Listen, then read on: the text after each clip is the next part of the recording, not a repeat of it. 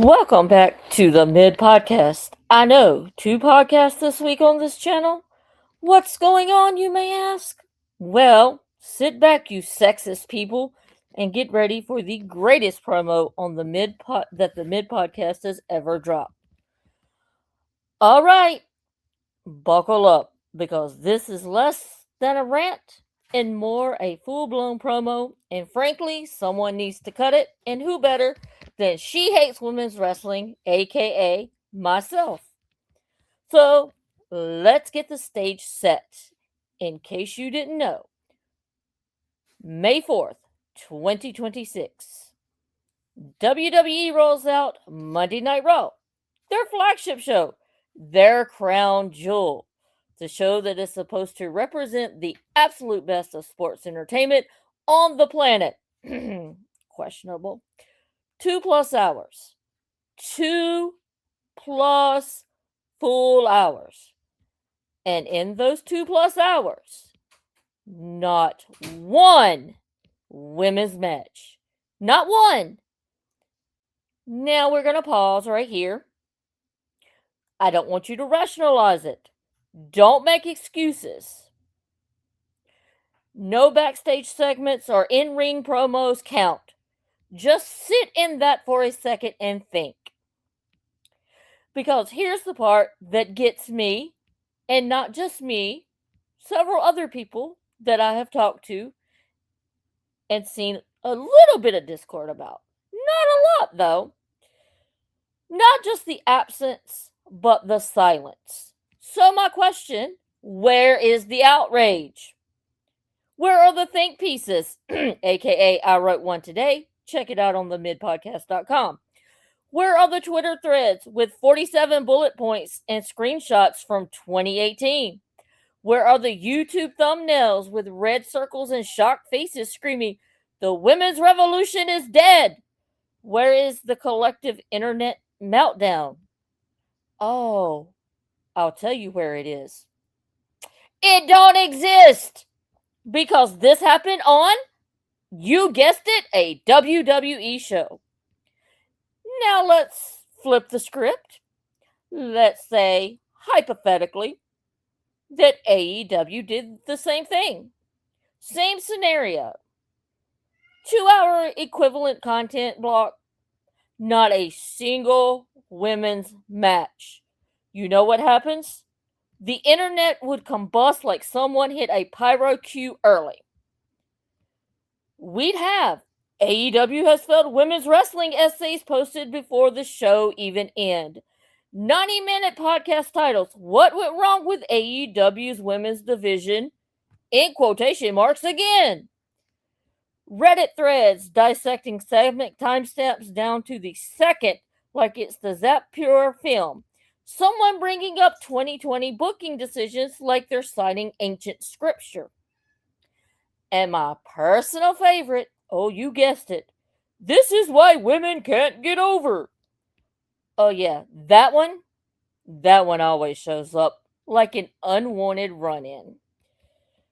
But when WWE does it, you guessed it, silence. Absolute eerie sound. Did your Wi-Fi go out? Your computer break? Your phone break? Your laptop break? Your iPad break? Your tablet break? Let me know which one of those broke that you are not screaming at the top of your lungs that WWE failed its women's division because there was no women's matches on the show. And what fascinates me isn't just the double standard, it's how casual it is. Because WWE has spent the better part of a decade branding itself around the women's revolution. And to be clear, yes, progress has been made. Main events, WrestleMania headliners, legit female stars. That's all real. But progress isn't a trophy you put on a shelf and say, well, we did it. Pack it up, everyone. Progress is maintenance. It's consistency. It's showing up every week on every show. And on May 4th, 2026, WWE didn't show up for its women's division. And somehow the conversation wasn't, hey, what happened here? The conversation was more like, anyway, what do you think of the mid card segment? Meanwhile, AEW breathes wrong and suddenly it's a synopsis. Let's be honest, AEW exists under a microscope when it comes to women's wrestling. Every match length, every storyline, every absence gets analyzed like it's part of a doctoral dissertation. Trust me, I know what a dissertation looks like. I'm working on one. And I say that as someone who actually studies this stuff, as my dissertation is on professional wrestling. Y'all are doing peer review in real time. But WWE gets graded on a curve. So generous, it might as well come with extra credit and a handwritten apology. And here's the kicker. This isn't even about defending AEW. It's about intellectual consistency. You cannot claim to care about women's wrestling and then selectively apply that concern depending on which logo is on the screen. That is not advocacy. That is brand loyalty dressed up as morality. If your outrage has a corporate preference, it's not outrage, it's marketing. And look, I get it. WWE is the industry giant, it's the legacy brand, the industry standard. It's the one people grew up with. Nostalgia is very powerful. It smooths over rough edges. It makes you a little more forgiving. But nostalgia shouldn't erase accountability. Because here's what happens when you let stuff like this slide, it becomes normal. And once it becomes normal, you don't notice it anymore. You stop expecting better. And that's how you quietly walk back years of progress without ever making an announcement. No press release, no heel turn, just absence. Now, let me be clear. This isn't me saying WWE doesn't care about women's wrestling. That would be lazy. But what I am saying is this: on a 2+ hour show, there is no defensible reason not to have a single women's match on that card. Not one.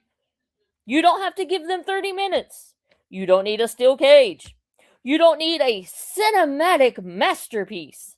You need something. Because representation isn't just about big moments, it's about routine presence. It's about making sure that when someone tunes in, they don't have to wonder, wait, were there even women on this show? And on this particular role, that question is very real. So again, I ask, where's the outrage?